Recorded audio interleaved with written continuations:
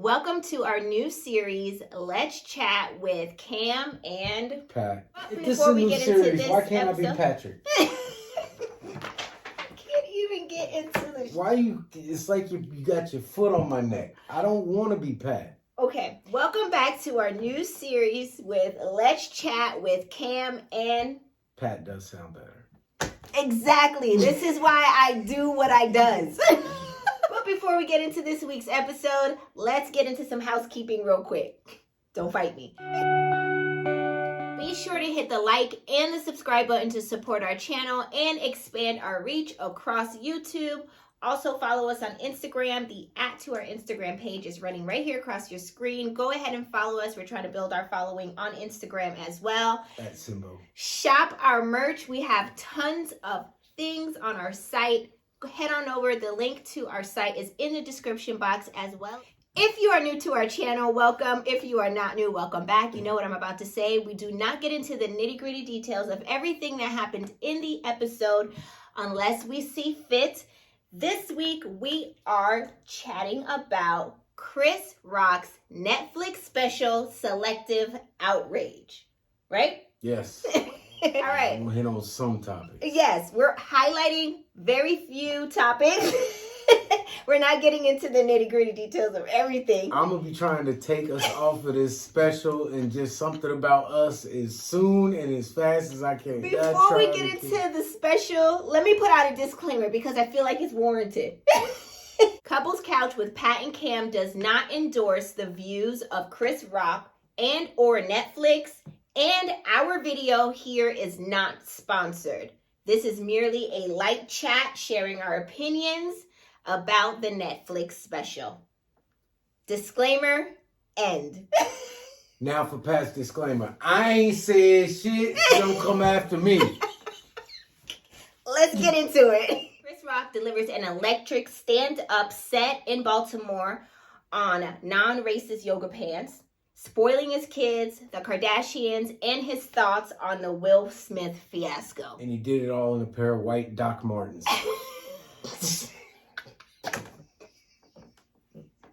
Chris starts off by saying he's going to try to do a show without offending anybody, and then he proceeds to do the show and possibly offending a lot of people.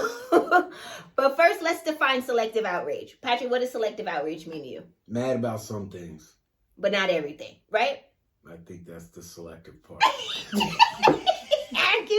Chris says he has a problem with selective outrage, meaning one person does something and they get canceled, and then the next person does something and absolutely nothing happens. He says, you know, the kind of people that play Michael Jackson songs but don't want to play R. Kelly songs?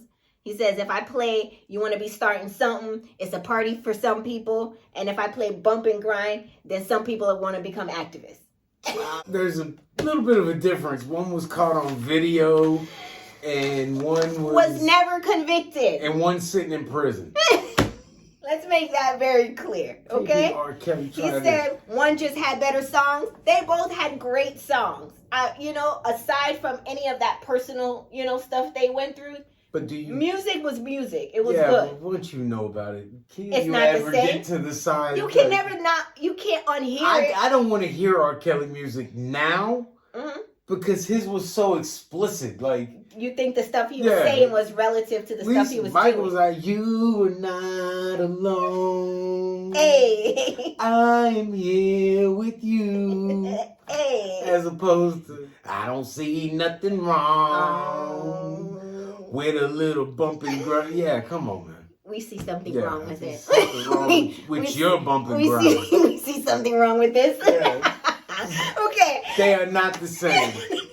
Next scene, Chris says America has an opioid problem, and he himself loves a good opioid when he can get his hand on one.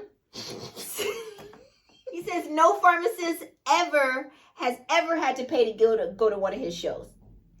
Okay. Chris says opioid, though, is not America's #1 addiction. The biggest addiction in America right now to him is attention.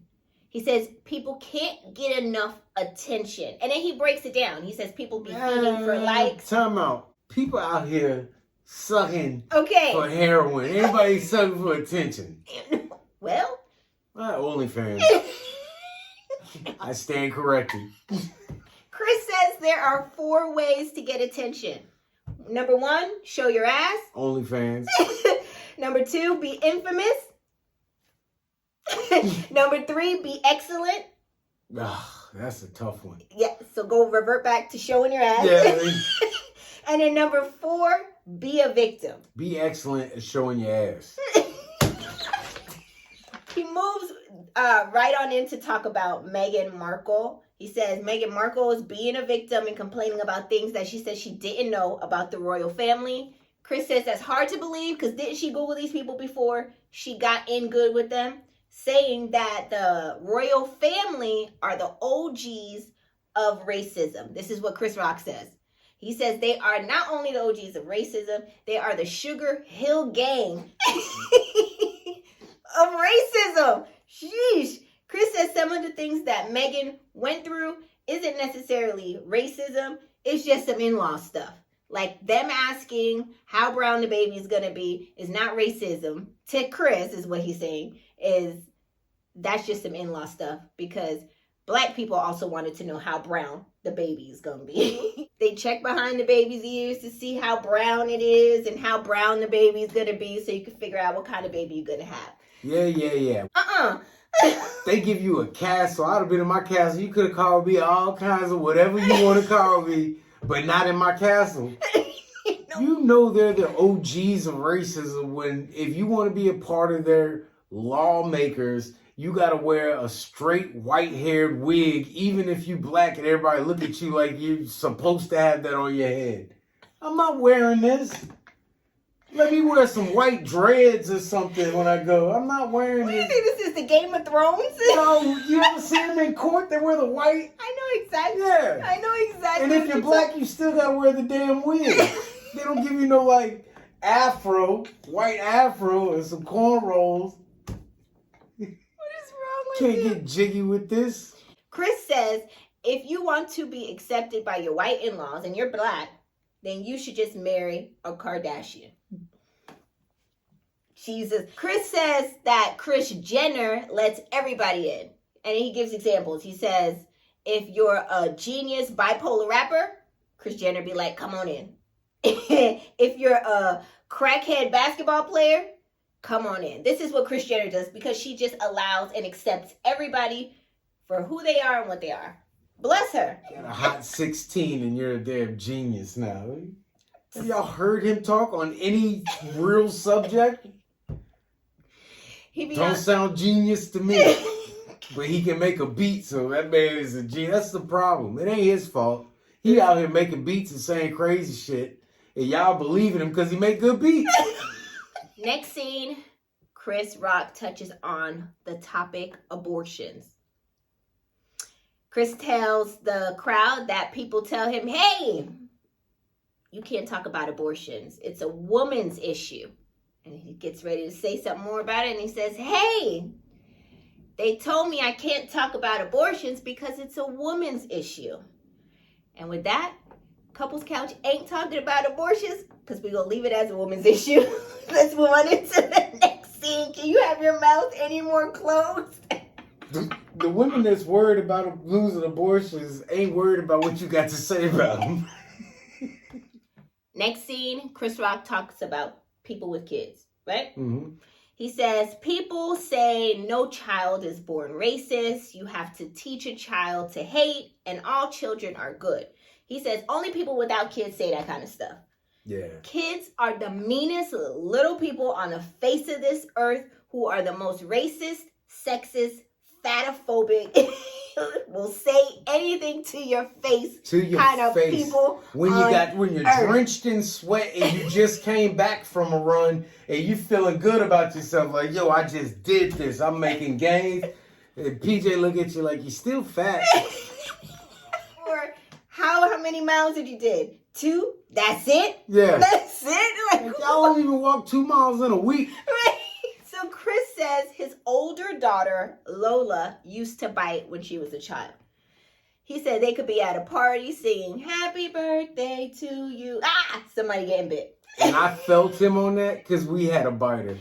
PJ was a biter. I totally felt him on that. and the daycare came at us. We had to treat PJ like he was in the NBA and have 4 fouls. We had to take him out of the game. We did. Hey, ref, time out. Yo, PJ, get over here on the sideline, bro. You got to sit down. Yeah. We're only in the 3rd quarter. You got 4 fouls. Chris says to Go the sit crowd, down. do you think me and her mother taught her how to bite? Do you think we sharpened her teeth? Do you think that we bought her mannequins to practice on?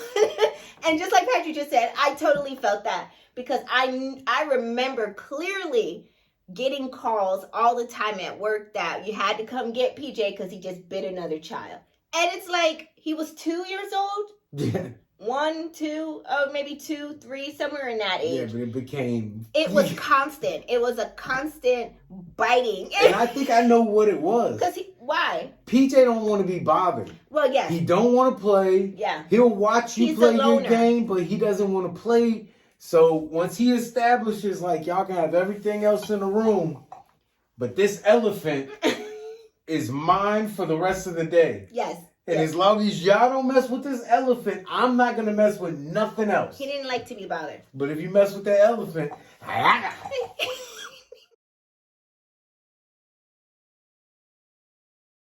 The final scenes of this special, Chris talks about the Will Smith slap. Chris says he was smacked a year ago at the Oscars and people are asking him, did it hurt? He said it still hurt to this day. He said he still has Summertime ringing in his ear. Chris says he's not a victim, though. You would never catch him on Oprah or Gail crying, saying he can't believe that this was done to him. He says he took the hit like Pacquiao. No, you didn't. And you don't think so? No. No? He didn't do nothing. He stood there. Right. Took the hit like a punching bag. He got hit and he didn't do nothing. He did nothing. You probably can't tell from TV, but he is Will Smith is significantly larger than him. But says that you thought they was gonna let y'all fight to the death? You gotta try to get your get back. No, I ain't going for it, bro. He sound like that dude in school. Like, I would have fought you, but we got the big game coming up. And coach will sit me down if I get caught. He slapped you.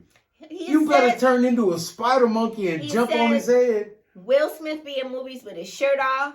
He said he ain't never done a movie with his shirt off. He said if he ever did a movie where he was getting open heart surgery, he would still have a sweater on. Chris says Will Smith played Muhammad Ali in a movie. Meanwhile, he played Pookie in New Jack City. So that gives you the comparison between how significantly large and small they are. So what do you mean, no, it don't? Don't. It do. It don't. Okay. Y'all not meeting outside? They got security all over the place, bro.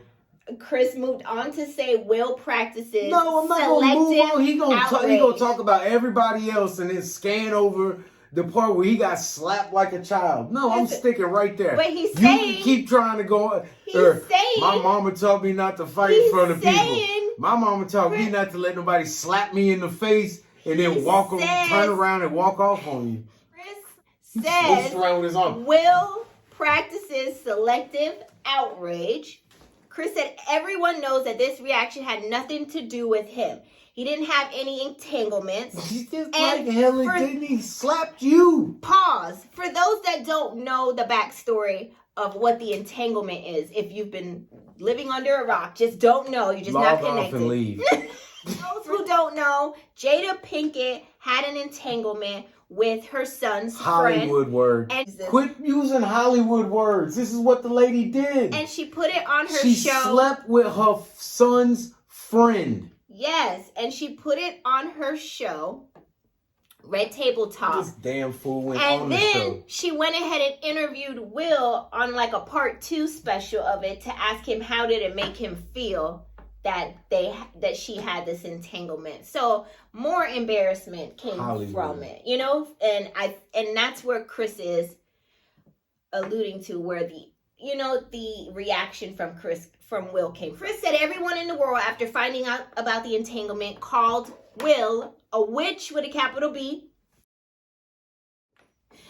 And Chris says Will hit him because he knew he was somebody that he could beat. That's what Chris said in the special. Chris also shares a few years and ago. you up here saying that you didn't do nothing back because you had class because you was scared. Can I get to it? No. Can I get to it? It's all lies. Chris also shares that a few years ago when he hosted the Oscar and Will didn't get nominated for a movie called Concussion, Jada started saying like Chris should have quit his job and not host any more Oscars because Will didn't get the nomination. Chris says what he looked like a grown ass man to quit his job because somebody else didn't get nominated for a movie. He said he's always loved Will Smith his whole life. He's always supported his music. He thinks he's a great actor. And Chris says people ask him why he didn't do anything back that night. And he said it's because of how he was raised by his parents who taught him not to fight in front of white people. And then boom, he drops the mic and that's the end of the Netflix special. I just had to get it out before you go on your selective outrage. So they taught you to get slapped in front of your face, in front of the world, and not do nothing? Is that what you took away from this? That's what happened. Yo, it was okay. I'm going to be honest. The whole thing was all right. Did this episode give everything it was supposed to have? Did the special give everything it was supposed to have? It was funny, but it wasn't hysterical. Like, Chris Rock is Chris Rock. What do you mean? Define. Like, he's funny. This was just, I mean, he's hilarious, and this was just This was more of like an explanation. The biggest joke he could have told was just tell the facts of the Will Smith family.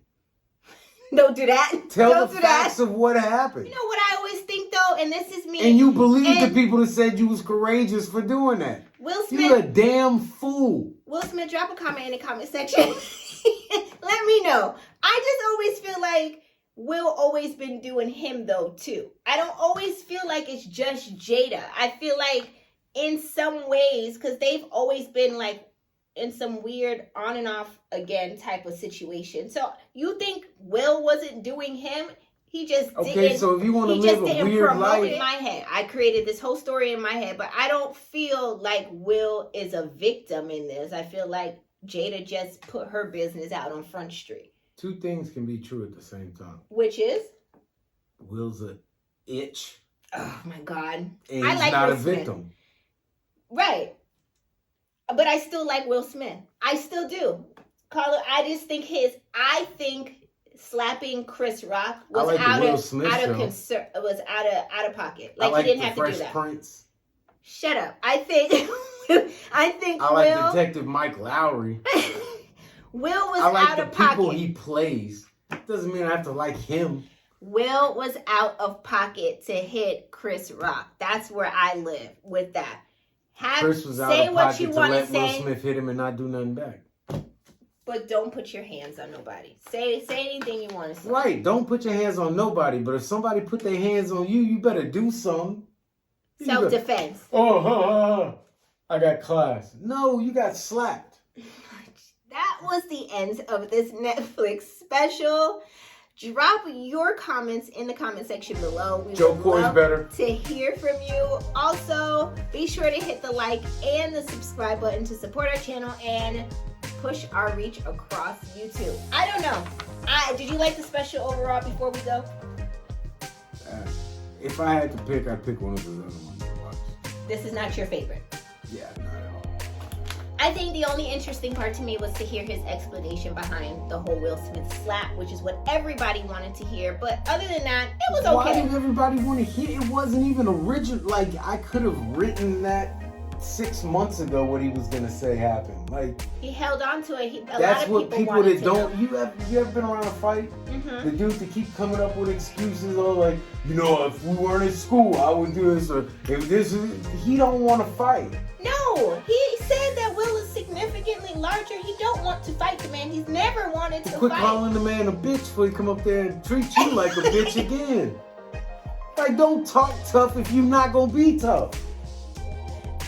And that's the Charlamagne called him a bitch, and the Drink Champs called him a bitch. But what did you do? Act like a bitch. All right. Right, y'all. That's the end of this episode. I thank you guys so much for watching. Tune in next week for another episode of Let's Chat with Cam and Pat. See you guys next week. Hit Bye, that everybody. subscribe button and don't be a bitch.